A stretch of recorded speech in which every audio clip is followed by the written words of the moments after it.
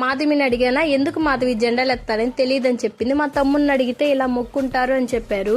ఇంక దానికి మించి ఇంకేం చెప్పలేదు. వీళ్ళిద్దరు మా అన్న వాళ్ళ కొడుకులు, వీళ్ళదే మార్నింగ్ అంతా హడావిడి ఉండింది.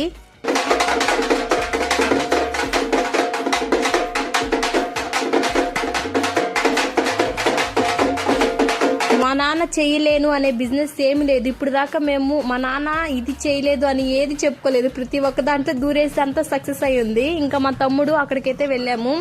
ఇదంతా పక్కన పెడితే మా తాత మార్నింగ్ చనిపోయాడంట. మా తాత మా అత్త దగ్గర అయితే ఉంటాడు. మా తాత అంటే మా నాన్న వాళ్ళ నాన్న. ఇంకా మాకు అసలు తెలియదు మార్నింగ్ ఇదంతా జరిగింది. మేము ఇదంతా పెట్టుకుంది. మన తాతయ్య మా అత్తకు ఫోన్ చేస్తే వస్తాము అది చెప్పారు.